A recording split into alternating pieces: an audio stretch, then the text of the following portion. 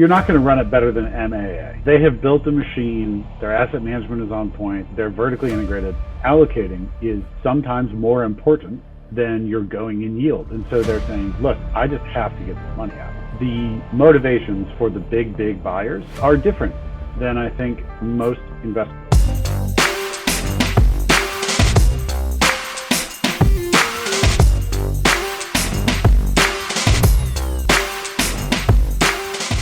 All right, saddle up, you sons of bitches. We're headed to Campbell, Texas today, and we're going to have some fun. We're looking at a driving range / collection of bars, mini golf, golf simulator. Think of it as a fun emporium. And the upside is, what are the other things you could do on this property that could make it even more fun? You're going to harness your inner tin cup and come to Texas with us on today's edition of the Real Estate Anonymous podcast. Hope you enjoy. Good morning, everyone. Welcome back. Elliot White here with Brett Moss and his middle child, William, expert baseball player, is going to be joining us. Eric Weatherholtz is not in today, though I can't confirm that this is true. I believe he's at the HUD offices, getting involved in various budget-cutting activities with Mr. Trump and Mr. Musk.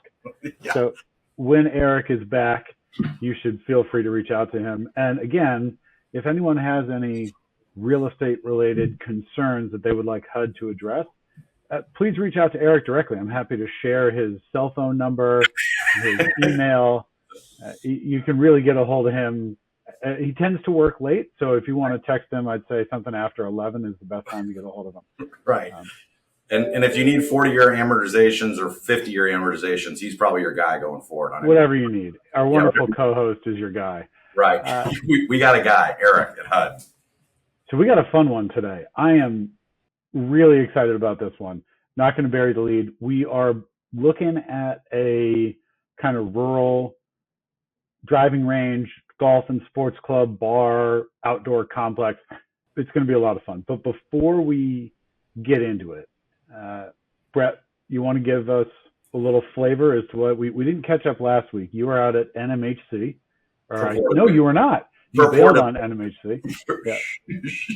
I suspect nothing. Sorry, Brett was out at NMHC. Yep. And why don't you tell us how that was? What shade blue blazer did you wear? Or did you rock the t-shirt? I went with a tuxedo as a different way to stand out. So a tuxedo with tails and gloves, which was a very interesting look. A lot of people thought I was working for the venue. That's good. That's what you want. Based on how much fun the real estate business is, I did submit an application before I left. But I'd say the sentiment, a lot less rosy colored glasses at this point.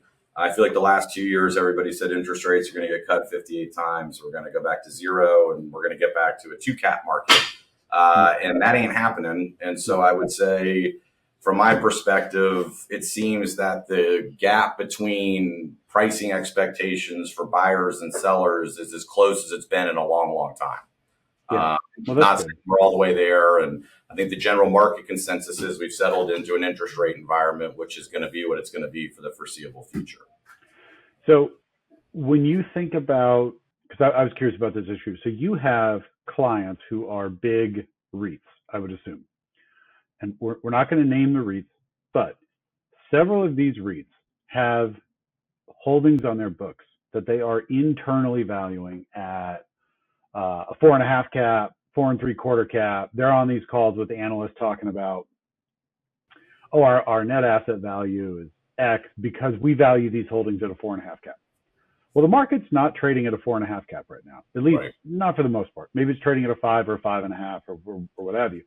So these REITs, I have to imagine, are in a position where they can't show up and bid on a deal because if they pay, let's say and they have two choices. They can pay a 5.5 cap and then explain to the analysts why somehow the deals that they own are worth more than the deal they just bought. Right. Or they can overpay in order to show that they're paying a 4.5 cap to shore up the value of the portfolio. But I don't know how you solve that one. So I assume they're not bidding.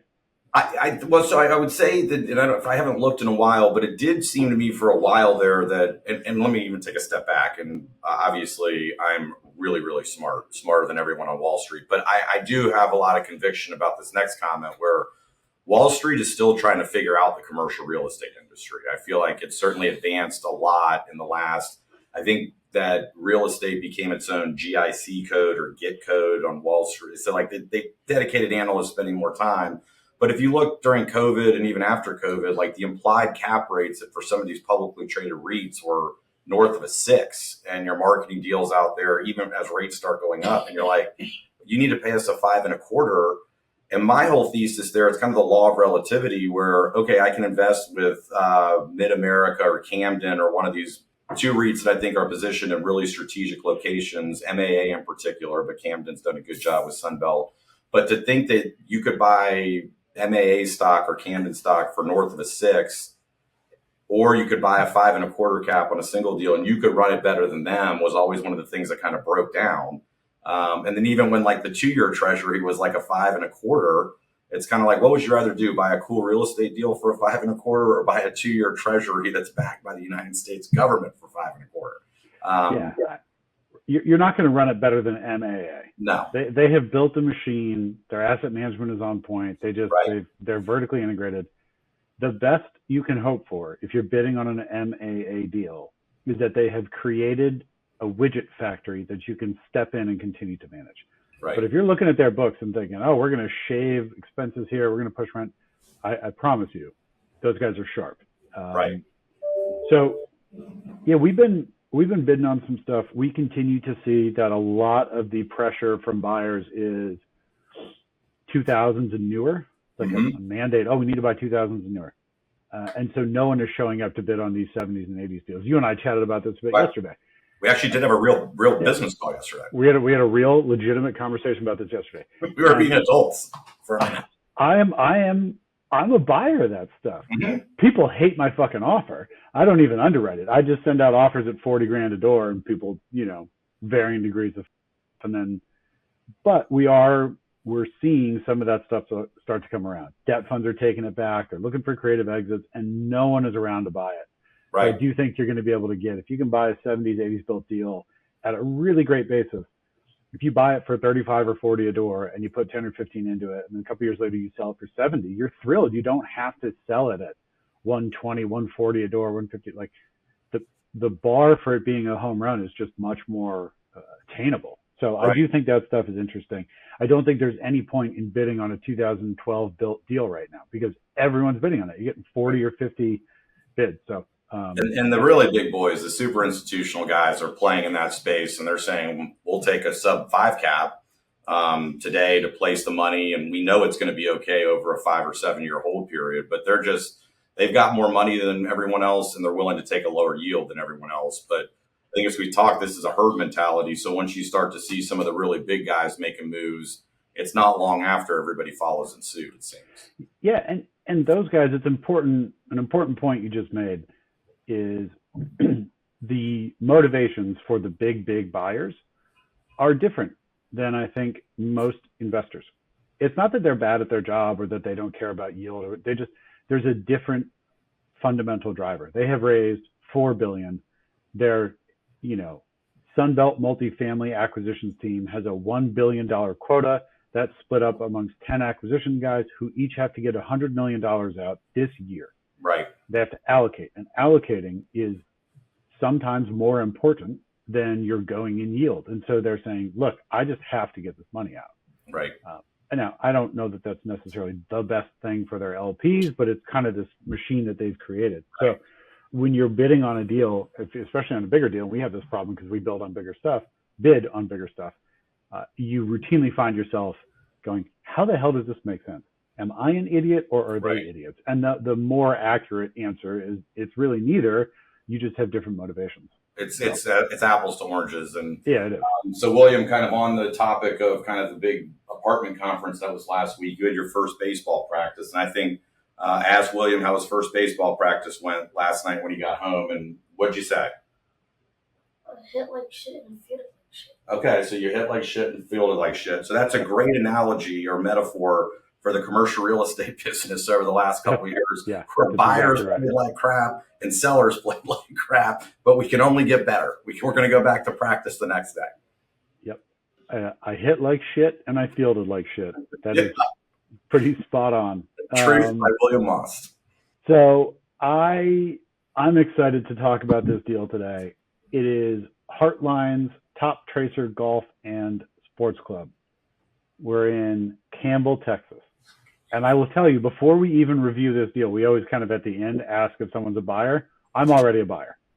Oh, we'll jump to the punchline. The close bells coming up close. I think Brett's already a buyer. Yeah. We'll talk about this place. Brett, I don't know if you want to pull it up and kind of walk people through the opportunity. Sure. So I think I'm happy to do it, Elliot.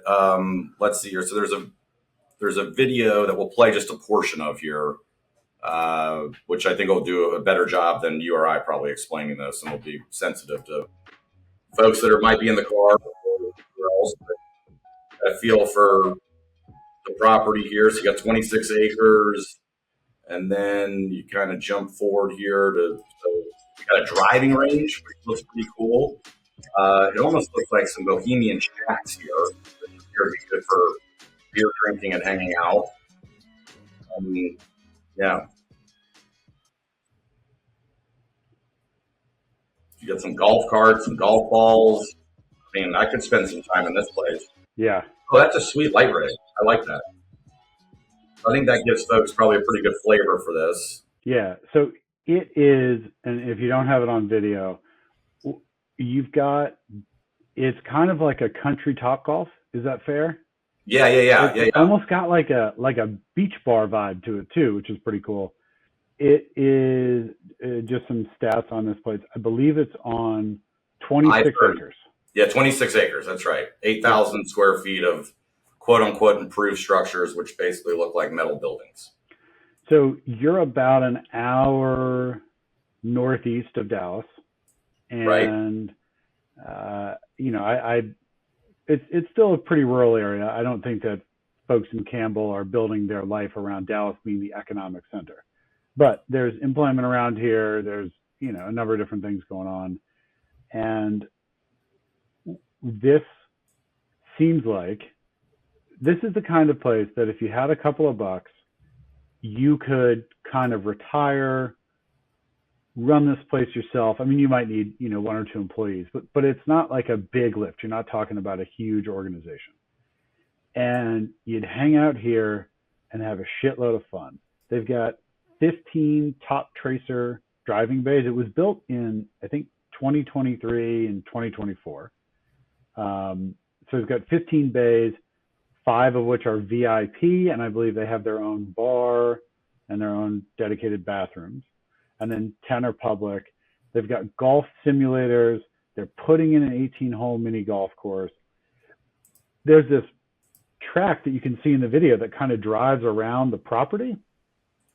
And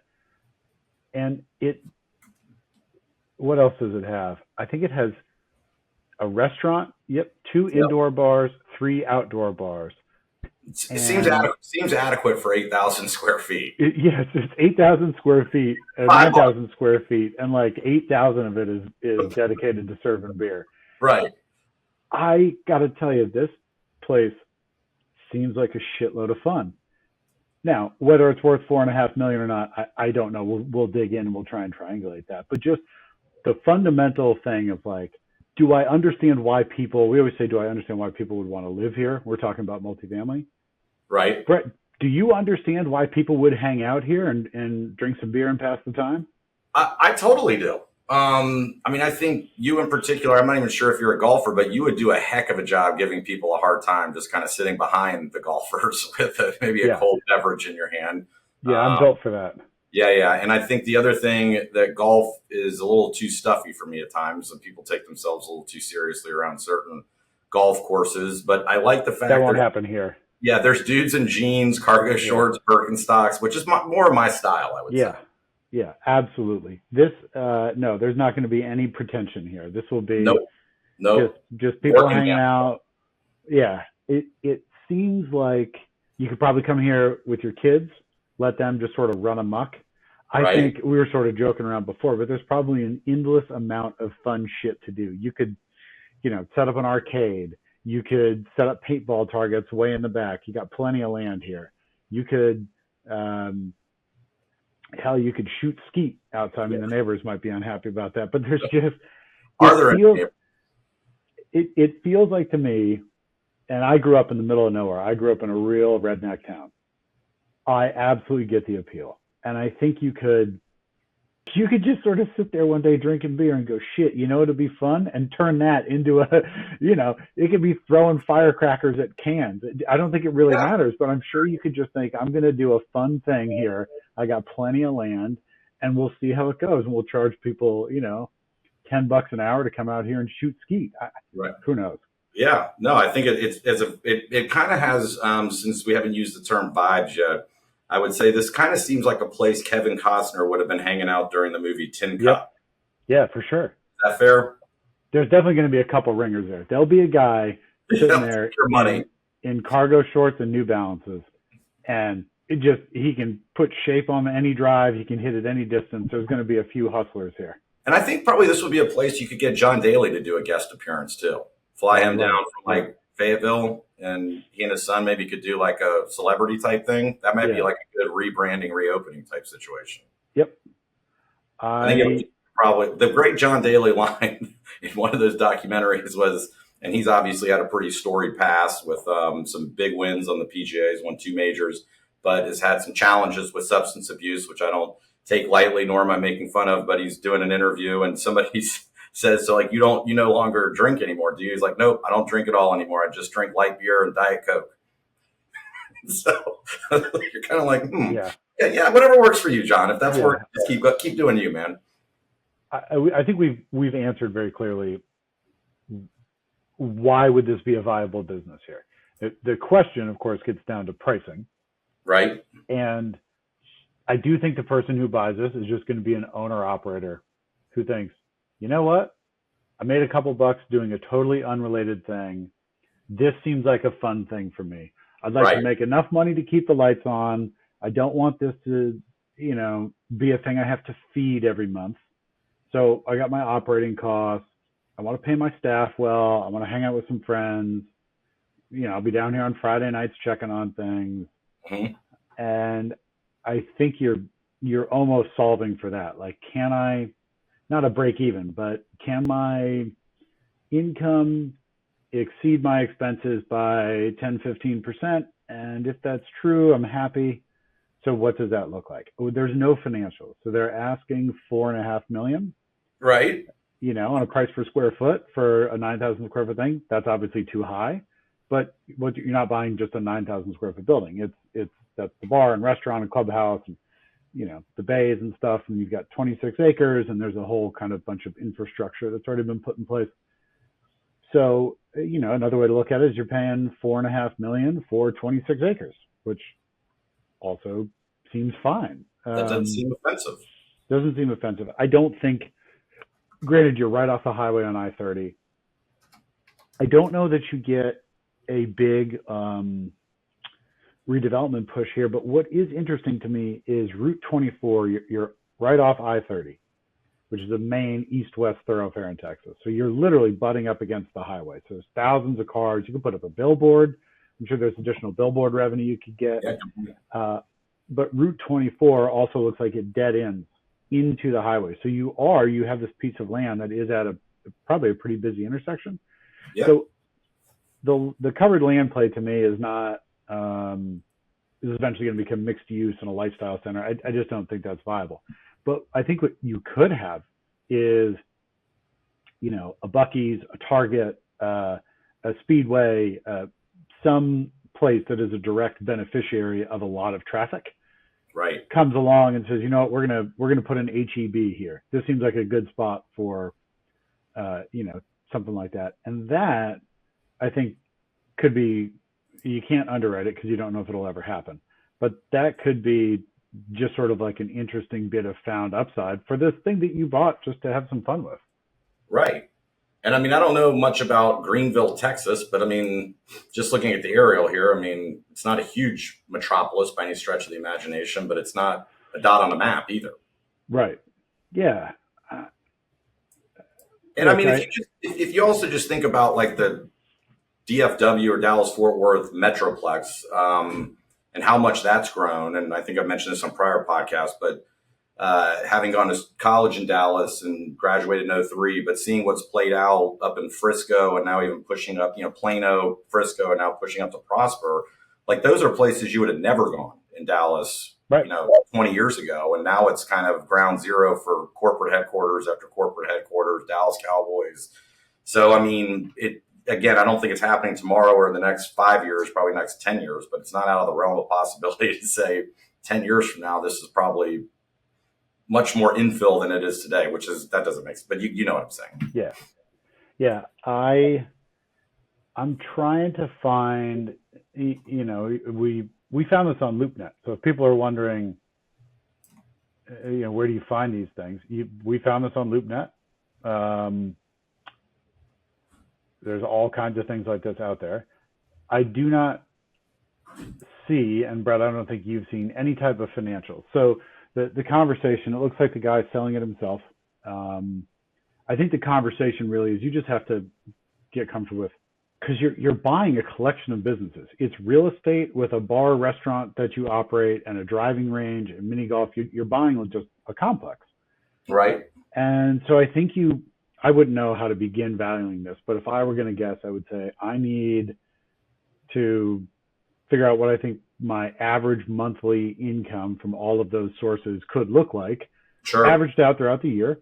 And then what do I reasonably think it's going to cost to run it? There's food and beverage shrinkage costs. There's, some labor that you're going to need. Sometimes you're out there driving the golf ball retriever. Sometimes your nephew's doing it. But or box cutter boy. We could have box cutter boy do it. Right. Or box cutter boy's doing it. And so if your income can exceed your expenses by 15-20%, and this seems like a fun thing for you to spend your time working on, I would do it. And so whatever that margin is, then I guess you from there back into what you can pay. If your margin's $200,000 a year, you figure out what kind of return on my investment do I want for that $200,000, and you sort of back into your purchase price from there. So I can't tell you whether 4.5 is high, low, or otherwise, but I do think that fundamentally it's sort of an interesting thing. I would reach out. I'd probably just ping the seller and say, I don't know, this seems interesting. Can you share some numbers? Right. Right. Because there's a guy who understands the mini golf business. Oh, you got 18 holes. You got this many people. There's a guy out there smarter than the two of us who could quickly tell you, oh, the population is 80,000, 80,000 people. And there's only one competitor. So you can charge $9 a person and you should expect, 500 people a night, something like that. Like there's a pretty quick way to zero in on that. Yeah. So I just ran some quick math. If you sold 100 buckets of balls a day, which I don't know if that's doable or not, for $12, which is probably too much for out here, that's about 430 grand a year. So it says, because I think they have the pricing, I'll find out for you, but that's just on golf balls? Well, I'm just assuming 100 buckets of balls a day at $12 a bucket. And maybe that's too much. Maybe I'm just making like rough assumptions here. Yeah. Just as a data point, let's say you could do 2,500 per day, which we need our HUD secretary to let us know if that's way out of bounds or kind of in line. So if you did $2,500 a day in F&B, that's $900,000 a year. And then you have the event space, which you can probably generate some more income. But then what's the expense margin here? I mean, is it like 20%? So if I'm understanding correctly here, it looks like before 6 p.m., a bucket of balls is $9. After 6 p.m., it looks like it might be $18 or $16. All right, so 12 wasn't a bad estimate there. Right, and then they have these 5 VIP bays that they will rent out. There's also just a regular base. You get a bucket of ball, you go to the base. But there's also these VIP bays that you can rent. It's $100 to rent for 3 hours, and you get 400 golf balls included in that. So that's probably 8 buckets of balls, maybe. Yeah, and so you got, are all those getting rented out on a busy night? $100 for 3 hours? I mean, maybe you got 4 out of 5 are consistently getting rented. So, the other thing is you must really love golf if you're hanging out at a driving range for 3 hours. Yeah. I mean, you either really love golf or I think buddy, I think this is a place that people go. It's like The they destination, don't go to the movies. right? Right? You and a couple of friends want to get together. You're going to go hang out. You're going to go hang out somewhere. Right. So you're going to Top Tracer Golf, and it's you and me and Eric, and we're going to have a few beers and record the podcast, and you're giving each other shit for 3 hours. Yeah. And you get there at 6, 7 o'clock. You have a burger, some fries, a few beers. Stay there till 9 or 10. Yeah. That's not a tough sell for me. No, let's go home, go to bed, and I'll meet y'all back here at 6 tomorrow. Yeah. Yeah. If you told me that for, if it's 3 of us and we get a bay for $10 an hour, basically for 3 people. So $30 per person. I can hang out, hit a bunch of golf balls, drink some beer. That sounds like good living to me, Elliot. I think it works. So again, I think if you were trying to figure out a value here, you got to look at what you're buying is a collection of very small businesses. The mini golf should be valued. It all goes into the soup, right? But you first have to figure out reasonable projections on mini golf. You do the same for how many buckets of balls. You do the same for how many golf bays. Then you're looking at your alcohol sales and margins on, alcohol that's a tough business. So maybe the food and the beverage is going to be thinner margins, but that really creates the draw for people to come to participate in your higher margin stuff like golf balls. But you have to value those things separately. And then if you're clever, you look at, I got 26 acres. There's this cart path around it. What the hell am I going to do? I bet you for Halloween, you could out on that path, you could do a whole Halloween thing. You could do it for Christmas. You charge people, I like that idea. $20 a family to get on this golf cart. You do this sort of drive-through Halloween thing or drive-through Christmas thing. Yeah, think about what you could do for Halloween and Christmas. 4th of July, you could, basically get some heavy artillery out there, I would think, I don't think that's illegal in Texas. And there's I don't know if it's a RV park or mobile home park. Kind of looks like RVs. I think it's a little more temporary. That's next door. So you're obviously trying to figure out some discounted arrangement with those guys. Yep. It's a pretty captive audience. They can walk over. But goddamn, this place looks cool. A little stage. Got someone out there playing music. Right. Hell yeah. I'm interested. Yeah. So you got people who are walking over from next door, right? They don't have to drive. They don't have to worry about their RV. It's literally, it shares a fence line. And this looks like great cross-section of America here. There's a lot of problem solving going on at that bar. Yep, some for sure. Camaraderie, a cowboy hat, some jeans, a bucket hat. Yep. That's good with me. I don't suspect there were a lot of Biden or Harris votes in that bar. No, doesn't seem like that was going that way. No, I don't believe so. But this could be more like libertarian, where it's like, I don't care what you do, just kind of leave me alone and let's just govern ourselves. I heard someone say basically something to the effect of like, I don't give a shit who you're having sex with if you're not having sex with me. Truth. Right. Truth. Like, I don't fucking care. Don't make your thing my thing. Life is hard enough. If yeah, you're not right. my life, I don't care. Right. Yeah. So I think $500 a square foot doesn't seem offensive for the land, and I think those like moose and different animal targets, you could kind of dress those things up well for the whatever holidays. And think about this Sunday. This probably becomes like Mecca for Campbell, Texas for the Super Bowl this Sunday. Right. I think you could do all kinds of stuff. You could do cornhole tournaments out there. I think if you approach this from, this is the place that people in Campbell, Texas are going to have fun. And right. Fun can be a driving range, it can be mini golf, but you can extrapolate that out to fun can be cornhole tournaments. Fun can be a thing that we do for Christmas and Halloween. Fun can be, maybe you need a different license to have a gun range, but like paintball. Probably not in Texas. Probably not in Texas. Yeah, probably not in Texas. Yeah, right. You can just start shooting stuff. God, I love that state. So real quick, I did during my freshman orientation, you're out there and it's weird. You spend the night with somebody you don't know for this overnight orientation thing.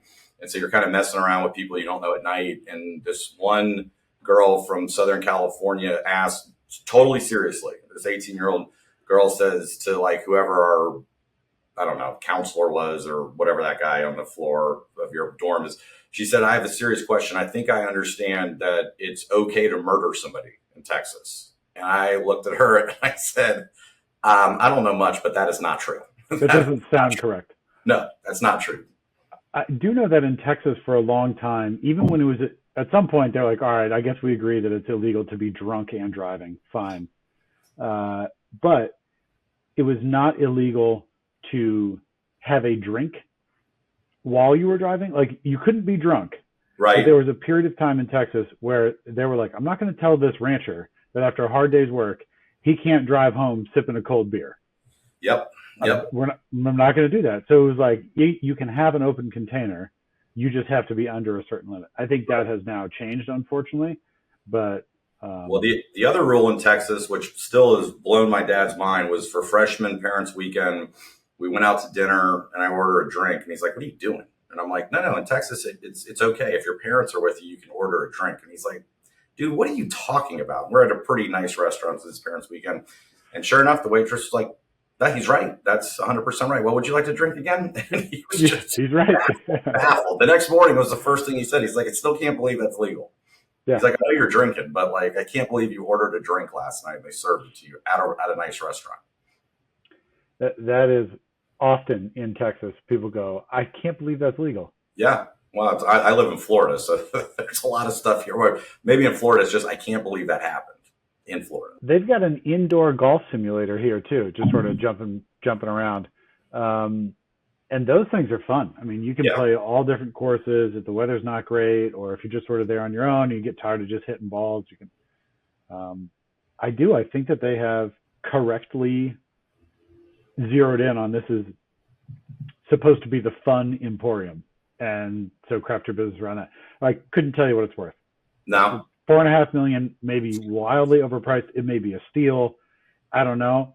I just don't know this business well enough, but a reasonably curious person could kind of start to understand, okay, here's how much I have to spend on propping up these different activities, and here's the revenue I could expect them to generate, and here's my margin on that, and so I want X return for my investment, which means I can pay Y. Right. I think it's interesting. I would buy it.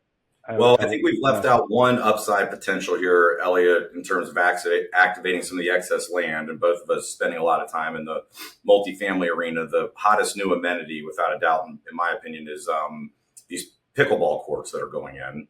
So you definitely could create a little pickleball kind of chicken and pickle or whatever these things are called, which I've been to one of them, and they're pretty cool concepts, but it seems like you get some play on that too, and you got plenty of land to do it. Just don't shoot guys over at the pickleball court. Right, and that's a low dollar. I mean, you could put in a paved one, or you could put in a grass pickleball court. I mean, just grade it. There's no scenario that your neighbor doesn't have all of the equipment necessary to fully grade the land. Right. So you just bartering with your neighbors. Right. You just give them a lifetime membership of golf balls, and you get Jimmy over there, and he grades the land in one weekend, and you throw some sod down, and you do a grass pickleball court, and maybe people think that's a shitload of fun, or they don't. Yeah, the Wimbledon of pickleball in Campbell, Texas. Yeah, I don't know. But you don't have to wear all white. You don't have to wear all white. You can wear your cargo shorts and your jeans. Oh yeah, for sure. Yeah, I would put in an arcade. Yeah. I mean, if you just think about this is the place I'm going to go. I'm going to take my kids. I'm going to hang out with my buddies. I don't know that I want to hit golf balls at the driving range for 3 hours. That could be a lot. But I would like to hang out and do a bunch of random shit for 3 hours. That'd be fun. I will play Top Golf for 3 hours, or I will play what's the Golden Tee for 3 hours. Golden Tee. Yeah. Put Golden Tee in there. Yeah. Golden Tee tournament. Have a Golden Tee tournament. Right. No, I think I feel like this could go like the failed mall in Pennsylvania, where we could kind of start talking about like the Coliseum and some stuff. But I think we've kept it pretty well on track here with viable options for this. We have kept it on track. I think the reason this podcast has stayed so on the rails this week is because Eric's not here fucking around. That's got to be it. He's usually the adult on this podcast. Who are we kidding? Oh man, he would have liked this one. This is right up his alley. I think he would have. So if he's not able to join, we should just do deals that Eric would really like. We know he's going to like. Yeah. Right. We're not talking crap about him, but we are going to just preview deals when he can't do it that he would like talking about. Yeah. I think we've pretty well covered this place. Yeah. I'm telling you, if this is the thing you want to buy, let's see if the owner's got his contact info in here somewhere. If this is the thing you want to buy, call Kenny Hartline 903-494-7853. We would recommend calling him. We don't know Kenny. You can call Eric Kenny whenever you want, but I'd recommend calling Kenny to start with during traditional business hours. Yeah, call Kenny during traditional business. Only call Eric late at night. But you can call Kenny whenever you want. You can call Eric on his cell phone late at night when you need it. Yeah. Eric's cell phone number is? Right. 999-999999. I think this is interesting. I would be curious what the actual numbers look like at the end of the day, but you don't have to convince me of the appeal of this kind of a thing. Yeah, I think this, to maybe go with another Texas term, this dog hunts all day long in my book. Yeah, it does indeed. My grandfather, one of his favorite terms when something was totally fucked up was he'd say, "That thing's snake bit." A lot of snakes probably up here too. Yeah, oh for sure. Yeah. Snake hunting competition for a weekend. I was driving from, and we'll end the podcast on this random snake related story. I'm driving from Austin to Dallas. I was, leaving one property, had to get up to Dallas, tour some of our other properties in the morning. It's kind of later at night. Somewhere outside Waco, and I stopped at a Schlotzsky's. It was like 9:00 at night. I needed dinner. I hadn't eaten, and it's this sandwich shop in Texas. And I was just going to eat in the car, get on the road. Also had to pee, and the Schlotzsky's parking lot is full of people. So I pull around to, there's like a AutoZone or Valvoline next door that's closed because it's 9 at night. But I pull around the back. I'm like, I'll just go pee out back here. So I get out of the car, and I'm wearing flip-flops, khaki shorts, a polo. I don't belong. Right. I had on normal clothes later, but I switched out because it was hot, and I put on flip-flops because my feet had just been sweaty all day. And so I'm there's a mowed grass area, and then there's high grass. And I walk up right to the edge of the high grass. I'm standing there peeing, and I hear, oh no. And I had never seen or heard a rattlesnake in my life. And you immediately know when you've heard one. Like there was no confusion in my mind that noise was for me and problematic. And I'm like, I'm going to die on the side of this like mowed grass area with my dick in my hand in back of a Valvoline because some rattlesnake has taken me out. I can't go out like this. Right. So I like kind of shuffle back and I scramble to get in the car, and I'm like, Jesus Christ, I'm not cut out for this place. Yeah. Well, it is the year of the snake, but I'm petrified of snakes. I would have just frozen that thing. Yeah. That thing would have. I know it's not. It would have eaten me, I think, or I would have just died of the venom poisoning. And it was only making that noise to say like, hey man, just stay away. Don't bother me. Don't come closer. Like, I'm not coming for you. But you just assume that noise means it's now coming for you. Right. So like there was no risk, honestly, of me getting bitten by this. I guess if I just wandered into like if you're an idiot, you go, I wonder what that is, and you wander into the tall grass, then yeah, it's going to bite you. But no. You're going to find out. Not good. Well, there's a couple things there. I'm glad to know that you also might not have any problem going to the bathroom up behind a place, and you change into more comfortable clothes. So this is a great minds think alike type situation. Yeah, for sure. After I've done my thing, I'm putting on some comfortable clothes, and I'll pee just about anywhere. My only concern is the authorities being like, hey, this is a school zone. You have to go introduce yourself to all your neighbors from here on out. Right. You're on this list for the rest of life. Not a good list. Don't walk around Heartline's Top Tracer Golf in your flip-flops at night. That's probably the only recommendation. That's right. I think we've reached the logical conclusion. I think we know the answer, but you want to vote on this one? Yeah, agreed. I'm a buyer. You're a buyer. We're going to go ahead and put Eric down as a buyer, knowing him. Right. He's in. This one was a shitload of fun. Yeah, agreed. And good find by you here, Elliot. Yeah, this is a good one. I'm glad I dug this up. Well done. I hope everyone enjoys.